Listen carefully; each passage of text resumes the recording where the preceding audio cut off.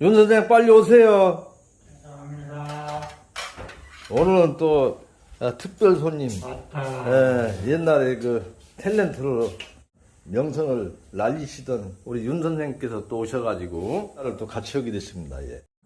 단점은 없나? 단점은 없어요. 완벽한가요? 완벽한 거예요. 내가 왜 그러냐면은 네.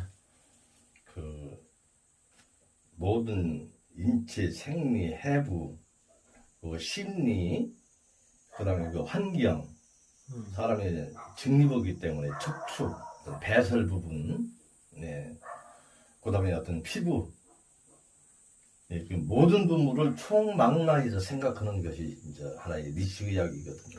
그러면 좀 심하게 말해서 네. 니시 선생님을 거의 그 건강 보존에 관한 탑이라고 봐도 되나? 그러니까 지금 무슨 그 석가모니께서 네. 50여 년 동안 이 설법을 통해서 대중 속에 들어서 참 그 진리라는 것은 하나의 불변의 진리일 정도로 네. 모든 걸 인정을 하고 그걸 추종을 하지 않습니까? 세월이 많이 흘렀는데도. 네네네. 그래서 니치 선생께서도 이 종교를 공부를 하시면서 석가모니와 같은 건강 부분에 있어서 불변의 진리를 한 50년간을 통해서 대중 속에서 인정을 받고자 하는 그런 생각을 가지고 전파를 했어요. 그런데 결국은 50년을 채우지 못하고 25년 만에 돌아가셨거든요. 그러니까 이 건강의 진리를 50년 정도는 내공이 쌓여야 그 후에 모든 분들한테 인정을 받을 수 있다라고 했던 거예요. 부처님 말씀. 그러니까 부처님도 50년이 지나고 나서 돌아가시고 나서 지금 세월이 흘러도 변하지 않지 않습니까? 예, 바로 건강의 진리는 변할 수가 없는 거죠. 세월이 지나도 그건 변할 수가 없어요. 그러니까 쉽게 말해서 니시 선생이 모든 건강법을 완성하셨다. 그렇죠. 이렇게 예, 봐도 그러니까 없다. 종교에서 석가모니와 같이 음. 건강 부분에서는 니시 선생이다. 근데 참 안 알아주고 있죠, 사람들이. 이거는 스스로 해야 되는 부분이기 때문에 그래요. 누가 마치, 해주는 부분이 아니다 보니까. 마치 불교를 그 인도에서 알아주지 않듯이. 불교의 어떤 그 진리 같은 경우는 현대인들에 있어서 어떤 속세 우리 인간 군상들이 보면은 여러 가지 그 악의 다툼, 스트레스, 어려움에 봉착해 있을 때 저 석가모니를 찾게 돼 있지 않습니까? 그렇죠. 네. 역시 예수도 마찬가지고요. 네네네. 그래서 이 건강법도 자기가 절박한 상황에서 건강에 대해서 찾습니다. 그렇죠. 근데 이 세상에 있는 모든 건강법 같은 경우는 일장일단 보편적이지 않거든요. 내가 해보니까 좋더라. 남한테 권해줄 수 있는 한정돼 있어요. 그러나 모든 사람이 적용되기가 어려워. 그런데 이 자연의학, 니실의학이라는 것은 불변의 진리로서 모든 분들한테 보편타당적이다라고. 그런데 중요한 거는 불교의 진리도 그렇고 예수의 말씀도 그걸 제대로 깨닫지 않고서는 접하기가 굉장히 어려운 부분이거든요. 어렵죠. 예, 자꾸 단편적인 생각만 가지고 자기 생각만 가지고 얘기를 해서 전도하기가 굉장히 힘든 부분이 있어요. 그래서 이 건강의 진리도 이게 전달한다라는 게 다 각자 자기 생각만 가지고 있는 가운데서 깊이 들여다보려고 하지 않기 때문에 굉장히 어려운 부분이 있다라는 거예요. 그런데 또 이 건강이라는 부분은 내가 건강했을 때는 관심 영역이 벗어나요. 절박했을 때 종교에 기우하듯이 내가 절박했을 때 건강에 관심을 가지고 이런 책도 이렇게 보려고 하고 조금 관심 영역이 자꾸 높아지거든요. 그렇죠. 예. 자기 문제가 아니면. 그렇기 때문에 종교도 그렇고 이 건강의 진리도 그렇고 일반 대중 속에 들어가 가지고 얘기되기는 또 어렵다. 시대가 경제잖아요. 돈. 돈. 근데 이걸 업으로는 사람들이 돈이라는 게 있어야 어느 정도 동력이 생기는데 이 건강법은 전혀 돈벌이하고는 거리가 먼 거예요. 그런데 의술, 그러니까 의술이냐, 의술이라는 것은 결국은 술법이지 않습니까? 하나의 기술적인 그런 부분인 거예요. 그러니까 술법은 돈이 됩니다. 네? 술법은. 그러니까 서양의학은 의술이죠, 의술. 예, 의술이다 말입니다. 예, 그렇기 때문에 이 시대는 경제가 차지하는 비중이 높기 때문에 이거를 전달했을 때 돈이 되지 않아요. 그런데 실제 종교 같은 경우는 이 목사라든가 그런 분들 같은 경우도 어떤 그 생계는 보장이 돼야 되지 않습니까? 그러니까 그분은 하느님 말씀도 그렇고 부처님 말씀도 열심히 전달할 수가 있는 그런 부분이에요. 그래서 이것도 이런 부분도 지금 의료보험이 고갈 상태지 않습니까? 국가 차원에서 이런 지도자를 양성을 해서 국가에서 어느 정도 돈을 이 경제적인 받침만 해준다라 쓰면 굉장히 보급이 될 수 있어요. 근데 이거는 싫어하잖아요. 근데 결국은 이 시대가 그러니까 기업에서 이런 쪽으로 기업이 제일 수익 나는 게 뭐예요? 제약회사 만드는 거잖아요. 병원 차리는 거잖아요. 그건 대동의학이잖아요. 그런데 약 먹지 말라 자기 스스로 관리해서 건강을 찾으라 하는 쪽은 돈이 안 돼. 오히려 그거는 오히려 자기신의 어떤 사업은 거기가 먼 거고. 그렇기 때문에 영이 들어야. 예, 그러니까 이게 이제 비제도권화에서 어려움이 봉착하고 석가모니께서 그 진리를 설파하기까지 얼마만큼 고초를 겪었습니까? 그러니까 죽고 나서야 이제 그런 부분이 일반 보편적으로 다 받아들여지는 그런 부분이죠. 그건 어떤 정신적인 어떤 그런 우리 인간 세상에 있어서 어떤 그 해탈 그런 쪽으로 이제 했을 때 마음의 평안을 이루신다는 그런 부분인데 역시 기독교 같은 경우도 하느님 말씀 믿고 신뢰하라 했을 때 거기에 이제 한마디로 의존해서 인간의 어떤 악다구니 같은 어떤 세상사의 어떤 욕망 같은 거 그런 데서 조금 벗어날 수가 있는 거죠. 예, 조금 잠시나마라도 조금 그런 생각에서 마음을 평화를 얻을 수 있는 그런 부분인데 이 건강 부분도 실제로 그거를 굉장히 중요한 부분인데 이게 국가 차원에서 되지 않으면은 굉장히 어려운 부분이더라고요. 근데 이걸 알기까지 소위 지도자라는 사람도 이거 전달하는데 결국은 생계에 부딪히기 때문에 누가 또 안 알아주잖아요. 또 비제도화되어 있다 보니까 그런 영역이다라고 보시면 됩니다. 그러니까 좀 아쉽죠. 내가 무슨 영양학 박사라든가 그 사람은 어때요? 그게 그 사람의 부와 명예를 주는 거예요. 거기서 벗어나면은 안 알아줘. 그렇잖아요. 그 한의사가 침을 놓는다 해서 그것만 하면 돈이 돼요. 다른 사람이 하면 부작용이 있으니까. 예? 근데 다른 쪽으로 지하보라는 돈 안 되는 방법을 제시하면 돈이 안 돼요. 그렇잖아요. 그러니까 결국은 그 사람은 그걸 계속 고소할 수밖에 없는 그런 부분이에요. 나는 소위 말하는 돈 안 되는 쪽으로 쓰잘데기 없이 자세를 바르기 위한 노력을 하라. 일광욕을 하라, 풍욕을 하라, 먹는 거, 너무 탐식하지 말라, 맛대가리 없는 부성기나 자꾸 먹으라 해라. 돈이 안 돼. 돈이 안 되지 않습니까? 돈이 안 돼. 내가 건강인데 먹고 마시고 즐기고, 그런 쪽으로 생각이 명예도 가지고 말해. 좋은 차 빨리 돈 벌어서 하는 쪽인데, 이 사람은 거기하고 거리가 먼 쪽으로만 자꾸 생각을 한단 말이에요. 그러니까 결국은, 한마디 입만 아픈 거예요. 목만 아픈 거예요. 사람들이 관심도 안 갖고 내가 실천도 안 해. 이걸 하게 된 것도 울산에서 건강식품점을 하는데 내가 울산시 민방위교육 강사도 했어요. 누가 했냐? 암 환자가 낳은 사람이 아이고 한 선생님 이거는요 우리만 알고는 있기는 너무 그렇습니까?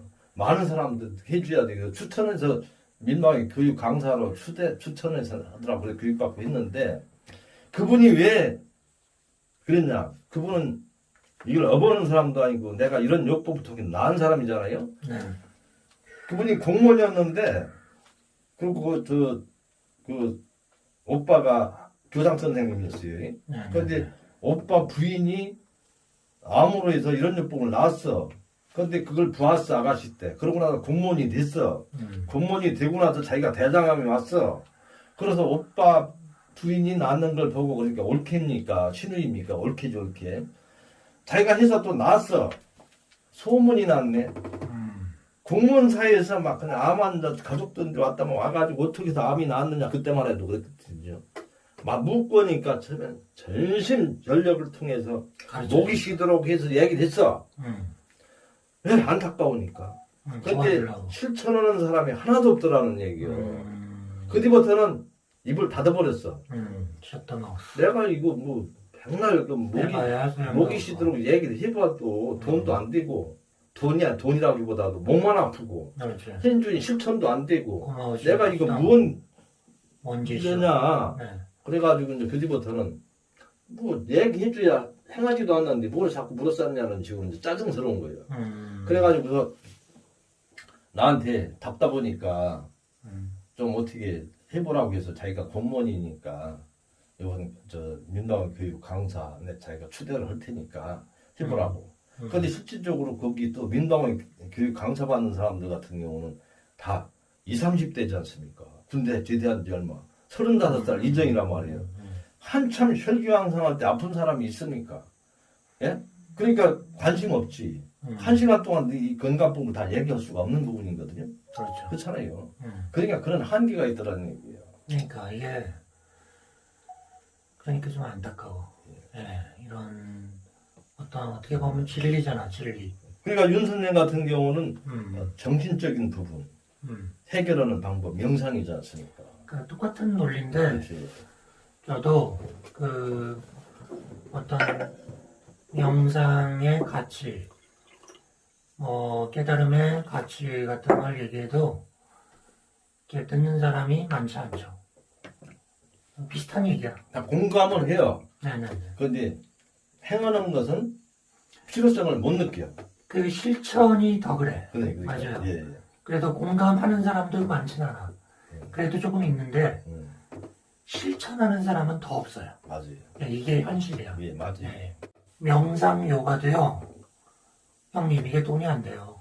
그 생식을 한다는 건 절대적으로 신뢰하고 해야 돼요. 그런데 어려워. 이 사냐초 같은 거 있고 있잖아요.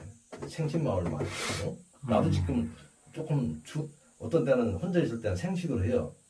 그럼 에너지 효율도 엄청 나고 쾌적해지고 몸도 가볍고. 근데 이렇게 자유방임 상태에서는 자꾸 맛있는 걸 탐해질 수밖에 없거든. 어떤 때는 오늘 그거는 좀 먹어야 되겠다. 먹어줘 그게. 그게 어려운 부분이다 말이에요.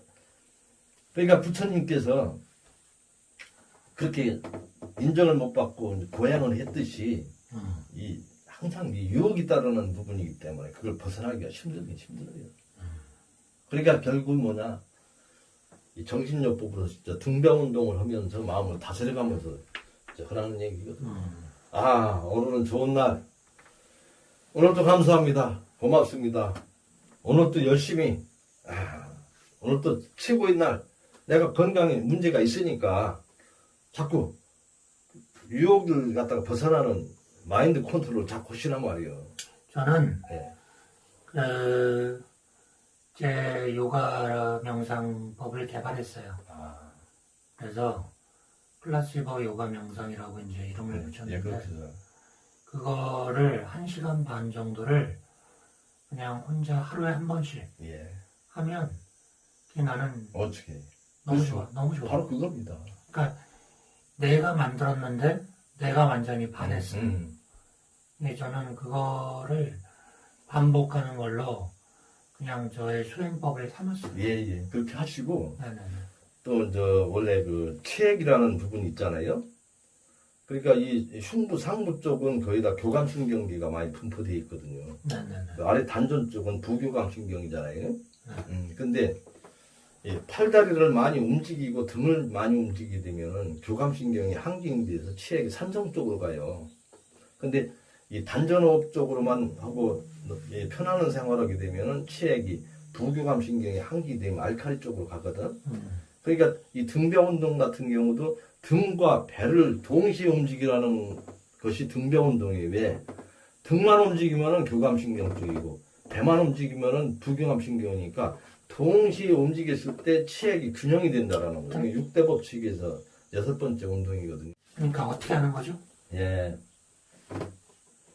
이 하늘천 따지 있잖아. 네. 아, 이거. 예. 그랬을 때는 옆으로 기울일 때는 아랫배에다 힘을 넣어줘야 되죠. 아랫배 힘, 아랫배 힘. 들썩. 그러면 이 복부도 단련이 되고. 그러니까 등만 움직이면은 교감신경만 항진이 되니까. 그러니까 명상을 하시더라도 아니면 바깥에서 좀 근력 운동을 한다든가 하고 나서 하면은 균형이 되는데 호흡은 어떻게 해요? 호흡은 관계없어요. 그냥 예, 맞습니다. 예. 그러니까 단전호흡 도장에서도 단전호흡만 시키지 않아요. 충분하게 그 요가 운동 있잖아. 몸을 풀어주고 해서 체액을 균형으로 해놓고 단전호흡 시켜요. 왜?